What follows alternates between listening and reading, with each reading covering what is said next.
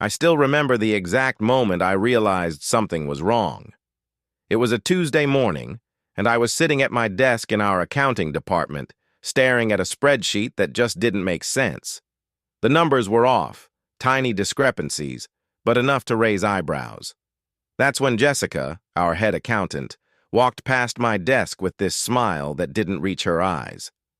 I had worked with her for 3 years, and I knew that look. Trouble. It started subtly at first. A misplaced invoice here, a double entry there, small things that seemed like mistakes anyone could make. But then I noticed patterns. Every time a financial error came up, it somehow led back to me. Emails I never sent, reports I supposedly submitted late. It was like she had a map of my work, and she was setting traps. At first, I tried to brush it off. Maybe it's just miscommunication, I thought. But then came the first big confrontation. Our CFO, Mr. Hammond, called me into his office. His face was tight, almost angry. "I'm not sure how this keeps happening, Alex," he said, pointing at a report on his desk. "These discrepancies in Q2, your entries, it's concerning." My stomach sank. I tried to explain, showed him timestamps, emails, everything. But Jessica had already planted doubt. She had this way of phrasing things that made her sound innocent, like she was protecting the company, and I was the one making mistakes. I left that office feeling like a hunted animal. From that day, I became paranoid. Every time I saved a file, every time I sent a report, I double-checked everything 3 times over. But Jessica's tactics were smarter than I anticipated. She started leaving little hints around the office, sticky notes on my monitor, "Hey, don't forget to check your figures," or casual comments in meetings, "Alex, are you sure these numbers are right?" All while smiling as if she was concerned about my performance. Then came the email from HR. "We've received complaints about financial irregularities. Please schedule a meeting." My heart stopped. I knew exactly what this meant. Jessica had escalated things. She wanted me in the hot seat alone, facing accusations I didn't deserve. I needed a plan. I couldn't just sit back and let her destroy my career.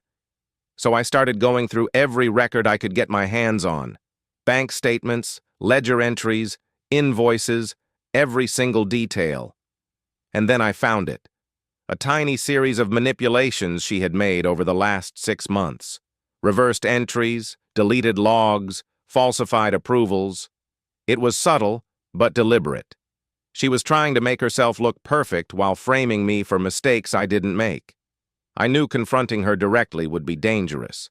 Jessica was smart, and she had allies in the department. She knew how to twist every conversation in her favor. So I decided to be patient, gather evidence, and wait for the perfect moment. But patience was hard. Every day felt like walking through a minefield, never knowing what she would do next. One afternoon, I caught her sneaking into the finance archive room, where sensitive records were kept. I pretended to be engrossed in my own work, but watched her through the glass panel. She pulled out several folders, rifled through them, then looked around before quickly returning them. Something about the way she moved screamed that she was planting something, maybe even fabricating errors to pin on me. I wanted to confront her right there, but I knew it would play into her hands. Instead, I took out my phone and discreetly recorded her entering the archive room multiple times over the next week. Each time, I documented what files she touched, what she took out, and what she put back. But Jessica was no fool. She started noticing my cautious glances, the way I lingered near the archives taking notes. That's when things escalated. During a department meeting, she accused me of being obsessive, even paranoid. "Alex," she said, smiling sweetly, "maybe you should take a break. You're looking at things that aren't there." Everyone laughed politely. Even Mr. Hammond seemed to agree. I wanted to scream. The tension built daily. Emails in the middle of the night, reports altered without my knowledge, whispers behind my back. Jessica was constructing a narrative that I was careless, unstable, and unreliable. And yet deep down, I knew I had the evidence to expose her. Then came the final straw. One Friday morning, an urgent email from Jessica to the CFO flagged a massive discrepancy in a client account, one that I had personally reconciled the previous week. According to her, it was all my fault, and if the client found out, it could cost the company thousands. Mr. Hammond called me in immediately. Sitting in his office, I felt my chest tighten. Jessica was already there, looking innocent as ever. "I'm not sure how this keeps happening," Mr. Hammond said again, pointing at the flagged account.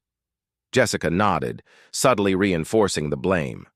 I knew I had to act fast, but I also knew one wrong move could end my career. I excused myself, promising to investigate immediately. Back at my desk, my hands shook. I opened the account records, the logs, and for the first time, something clicked. Jessica hadn't made a mistake. She had created one, right there in the system, and flagged it to look like I was negligent. I felt a mix of anger and fear. This was bigger than I thought. If I reported her without proof, I would be fired.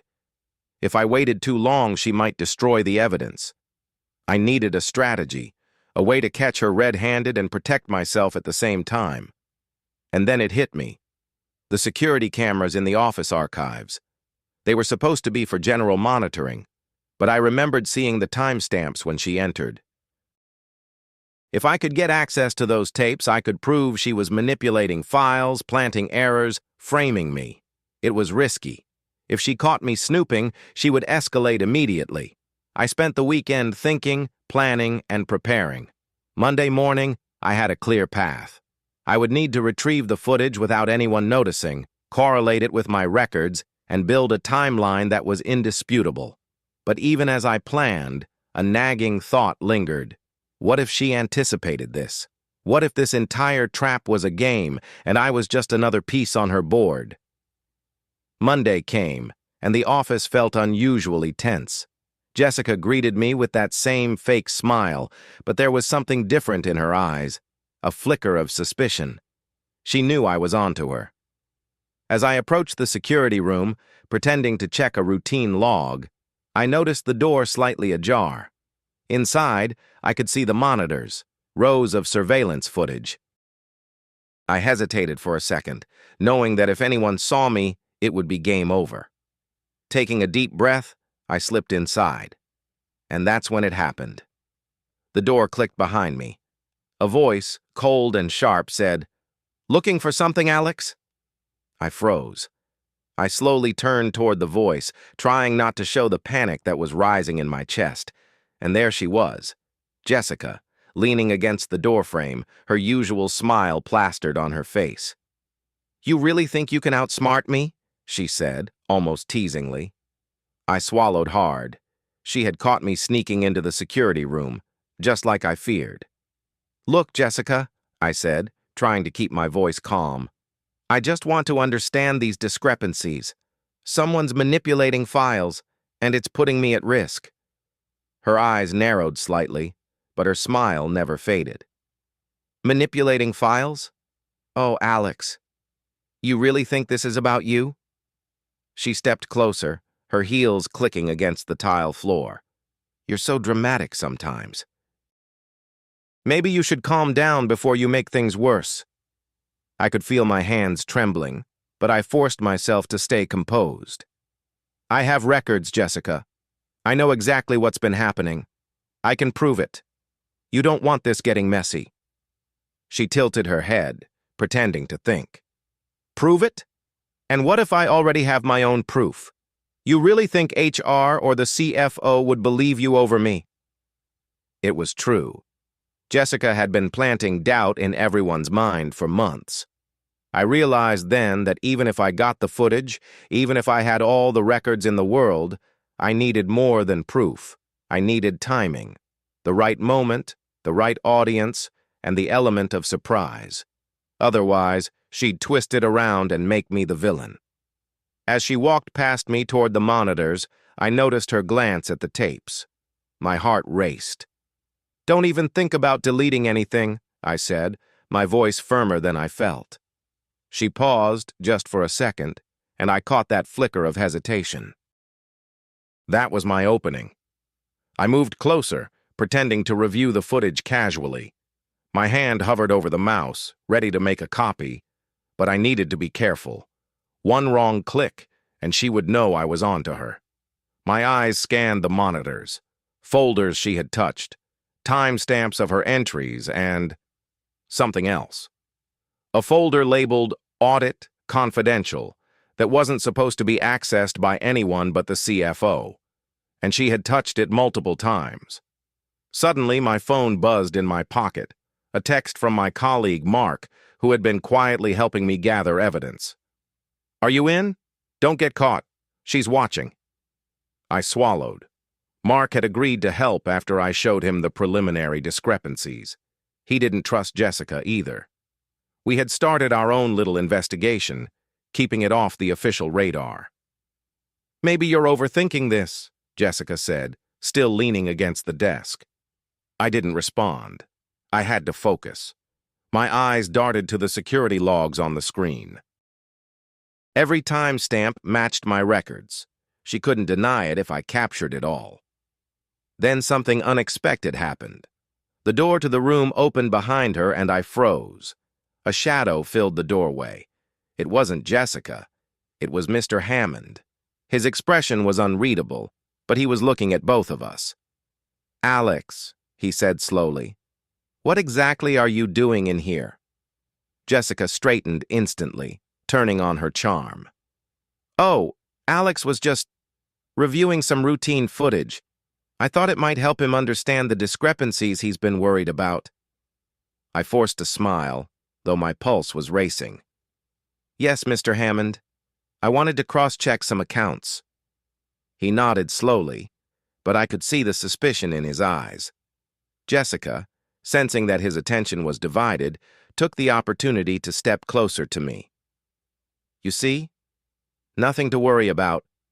Alex gets a little paranoid sometimes." I clenched my fists. She was still manipulating the narrative right in front of the CFO. But I refused to back down. "Actually, sir," I said, "I've been documenting a series of manipulations. I can show you exactly what happened." Jessica froze for a fraction of a second, but then quickly smiled again. "Alex, maybe you should wait until the proper audit comes through. Don't make assumptions." I took a deep breath. I needed to be strategic. If I revealed everything now, without complete evidence, she could still turn it around.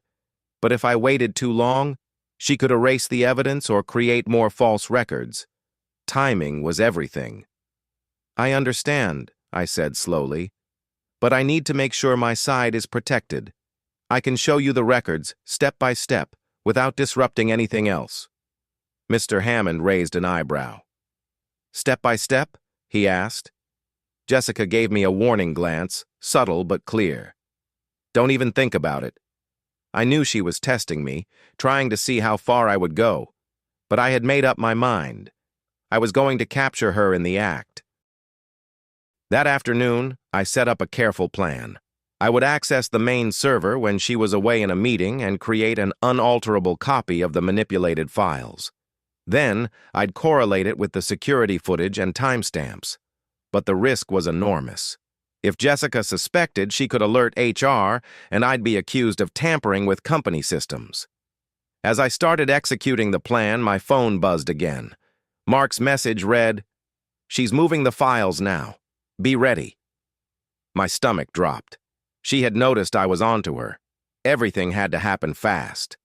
I navigated through the system, heart pounding, sweating despite the cold office air. And then it happened. The alert popped up on my screen. "Unauthorized access detected." Jessica had triggered the system. She was watching me. I froze, my fingers hovering over the keyboard. Every second felt like an eternity. The next move would determine if I could finally catch her or if she would turn this against me completely. A sudden click behind me. I spun around. Jessica was standing there, triumphant, holding a small USB drive. "Looking for this?" she said, her voice dripping with smug satisfaction. Cliffhanger. Jessica now has the drive with the manipulated files, and she knows I've been trying to prove her guilt. Will I manage to turn the tables, or is she one step ahead? Part 3 will reveal the next stage of this psychological battle. My heart was hammering so hard I thought it might burst through my chest. Jessica stood there, grinning like she had won a trophy, holding the USB drive as if it were the crown jewel of her office conquests. Every second she lingered, the room seemed to shrink. I knew I couldn't hesitate. One wrong move, one false word, and she could ruin me completely. "Jessica," I said slowly, keeping my voice steady, "I don't know what you think you have, but I've been recording everything. Timestamps, entries, security footage, everything. You can't twist it anymore." Her smile faltered for just a heartbeat, but then she laughed softly. "Alex, you really think a few little logs and videos can prove anything? You're not the only one who's clever here." I swallowed hard, forcing calm into my voice. "Then let's test that, right now. We can go to HR, we can go to Mr. Hammond, and we'll go through everything step by step. You, me, and the evidence. No tricks, no lies." Jessica's eyes flickered. I could see the calculations running behind them. She knew I was cornering her, but she also knew her usual manipulations weren't enough this time. She shifted subtly, stepping toward the door as if ready to make a move. "I think you're making a mistake," she said, but I could hear the uncertainty creeping in. I moved closer, carefully, keeping my tone measured. "Maybe. Or maybe you just underestimated me. All those fake emails, all the false entries, the files you deleted and recreated, I've got it all. And I've already backed it up securely. You won't be able to erase anything." Her composure cracked just slightly. The tiniest twitch at the corner of her mouth, the quick blink she couldn't hide. It was all I needed to see that I had the upper hand, for the first time in months. Then a sound from the hallway. Footsteps. Mr. Hammond's voice. "Alex, Jessica, a moment?" Jessica's eyes darted toward the door, panic flashing. I seized the moment. "Mr. Hammond," I said, my voice calm but urgent. "I've been investigating discrepancies in our department. Jessica has been manipulating files, creating errors, and framing me for mistakes I didn't make. I have full evidence." Jessica's lips parted in shock, but she recovered instantly, tilting her head and forcing that fake innocent look. "Alex, these are just accusations. You don't have proof." I held up my phone and the USB drive. "This, every single manipulation, every entry, every false record, all time-stamped, all documented. I've matched it with security footage showing you accessing and altering files without authorization." Mr. Hammond entered the room fully now, his expression stern. Jessica froze, realizing she could no longer control the narrative. I calmly handed him the USB drive. "It's all there. You can check for yourself." He took the drive, plugging it into his laptop, eyes scanning the files. The silence was deafening. Jessica's smirk vanished, replaced by a flash of panic. She was used to controlling people with charm and subtle lies. But this was concrete. "Alex," Mr. Hammond said finally, voice steady, "you've been meticulous. I can see the full timeline, the evidence is irrefutable. Jessica, care to explain?" Jessica faltered, then tried the old tactic, gaslighting. I was just helping the department. I didn't." "You intentionally created errors and tried to pin them on me," I interrupted, my voice rising with controlled anger. "I have every file, every timestamp, every security clip. You were planning to escalate this until I was fired." Her defenses crumbled under the weight of the evidence. She tried to speak again, but Mr. Hammond held up a hand. "Enough. I've seen enough. HR will be involved immediately." Within an hour, HR arrived. I walked them through the full timeline, showing the manipulated files, the security footage, and my notes documenting every attempt Jessica made to frame me. She tried to protest, but her explanations fell apart under scrutiny. Every lie she told had a clear counterpoint in the evidence I had collected. By the afternoon, the decision was made. Jessica was suspended immediately pending a full internal investigation. Her influence over the department evaporated instantly. Colleagues who had quietly been intimidated by her now looked at her with disbelief, realizing how manipulative she had been. For me, the relief was almost overwhelming.